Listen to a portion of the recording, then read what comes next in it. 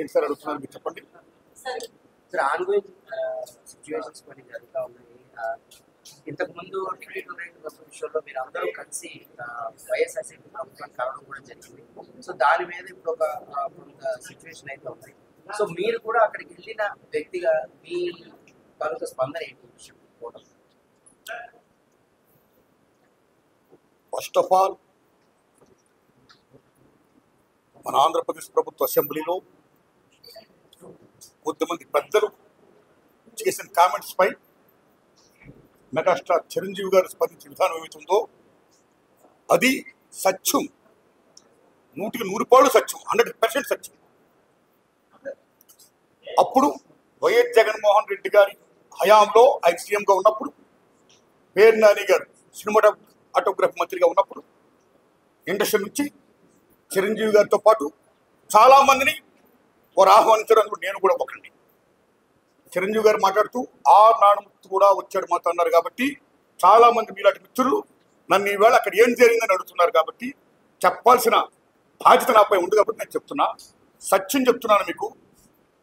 జగన్మోహన్ రెడ్డి గారి గవర్నమెంట్ మా సినిమా కళాకారులు కానీ చిరంజీవి గారిని కానీ ఎవరిని కూడా అవమానించలేదు, చాలా గౌరవించారు. సత్యం.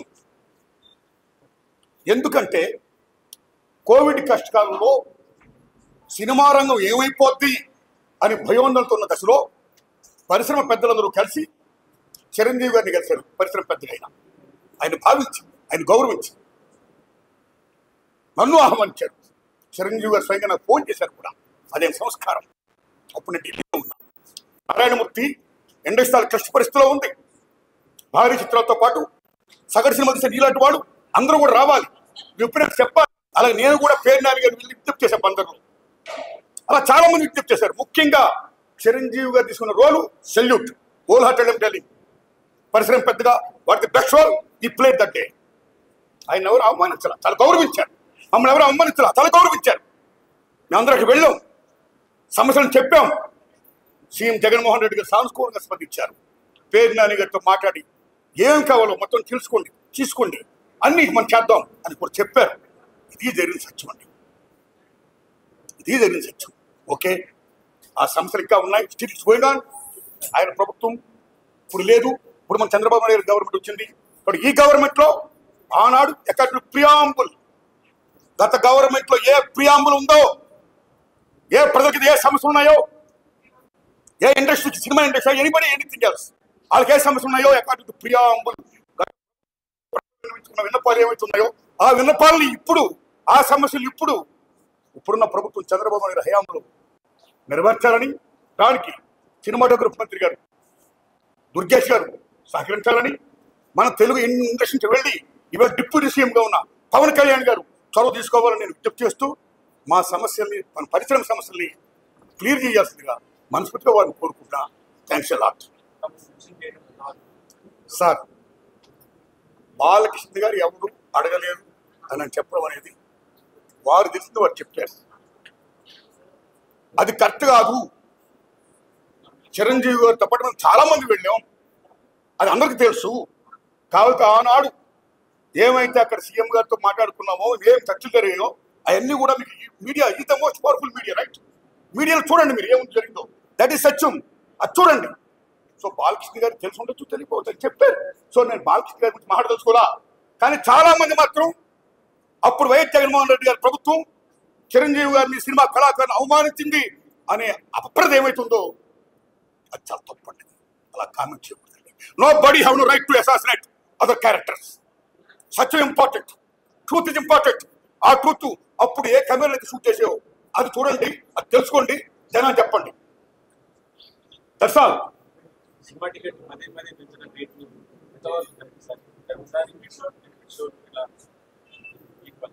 ఎస్, సిన్స్ బిగినింగ్ పరిశ్రమలో ఒక సగటు నిర్మాతగా, దర్శకుడిగా, నటుడుగా, అన్నిటినీ మించి ఒక ప్రేక్షకుడిగా మొదటి నుంచి నేను కానీ చాలా మంది, ప్రదక్షామం కూడా అనేక మంది సినిమా టికెట్ల రేట్లు పెంచొద్దు, సామాన్య భారం మోయొద్దు మోపొద్దు అని ఎంతో మంది విజ్ఞప్తి చేస్తాం. చాలా మంది విజ్ఞప్తి చేస్తారు. కోర్టు కూడా వెళ్తున్నారు. భారతదేశంలో సామాన్యుడు కూడా వినోదం వచ్చేది కేవలం సినిమా. మహాతల్లి సినిమా సామాన్యుడు కూడా వినోదం వచ్చేది. అలాంటి వినోదాన్ని కాస్ట్యూమైజ్ చేయొద్దు అని మేము అందరూ విజ్ఞప్తి చేస్తాం. చాలా మంది విజ్ఞప్తి చేస్తారు, కోర్టు కూడా వెళ్తున్నారు. ఆ రోజుల్లో కేసీఆర్ గారు సీఎం గారు ఉన్నప్పుడు టికెట్ రేటు పెంచిపోతుంటే మాలాటోళ్ళందరూ విజ్ఞప్తి చేశాం. మా విజ్ఞప్తిని మన్నించి కేసీఆర్ గారు అప్పుడు టికెట్ రేటు పెంచలా. కానీ తర్వాత అదే గవర్నమెంట్లో కొద్దిమంది వెళ్ళి ప్రొడక్షన్ కాస్ట్ ఎక్కువైపోతుందండి, టికెట్ రేట్స్ కన్నా పెంచకపోతే మేము కోలుకోవడం కష్టం అని విజ్ఞప్తి చేయడం వల్ల మళ్ళీ అగైన్ టికెట్ రేట్లు పెంచారు.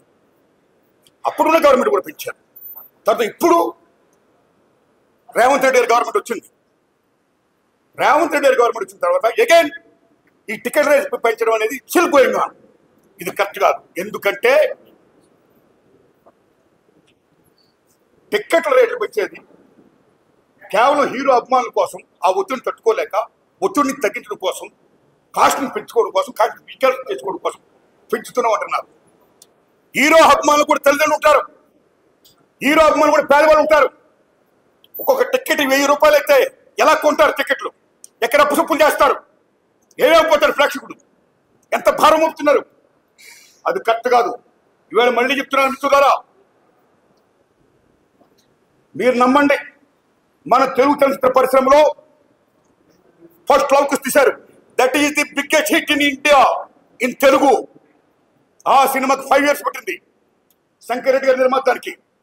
నేను 5 years తీశాను, ఎన్నో కోట్లు అప్పు చేశాను, ఖర్చు పెట్టాను, నా సినిమా రిలీజ్ చేస్తున్నాను, టికెట్లు పెంచండి అని ఏనాడు ఆయన ప్రభుత్వం అడగలా శంకర్ రెడ్డి గారు. అదే లవ్ కుస సూపర్ డూపర్ హిట్ అయింది. మీరు నమ్మండి, 5-6 సంవత్సరాలు కంటిన్యూ కాలింది. బలతో లాభాలు వచ్చాయి ఇన్ తెలుగు. లవ్ కుశ, టేక్ హిందీ, మొగలాయాదం, షోలే.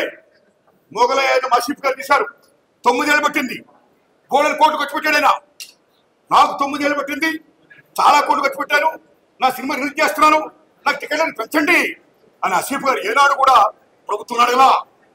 ఆ సినిమా సూపర్ డూపర్ హిట్ అయింది, ట్రక్కులో లాభాలు వచ్చాయి. ఇన్ హిందీ టేక్ షోలే, టీపీ సిప్ గారి సినిమా టికెట్ హిట్. ఇన్ని కోట్లు పెట్టాం, టికెట్ పెంచండి అని జీపీ సిప్ గారు అడగలా. ట్రక్కుల లాభాలు వచ్చాయి, సినిమా బ్రహ్మాండం డబ్బులు వస్తాయి. That's all. You come to English, there is Ben Hur, there is 10 commandments. Cecil B DeMille చేసే 10 commandments కానీ బెనహార్లు కానీ టాటా నెక్స్ట్ హీరో బోర్డెన్ కోట్లు ఖర్చుపోయి. కానీ ఏనాడు ఆ నిర్మాతలు మాకు ఇన్ని కోట్లు ఖర్చుపోయి, మాకు డబ్బులు పెంచండి, టికెట్ రేట్ పెంచండి అని ప్రభుత్వం అడగలా.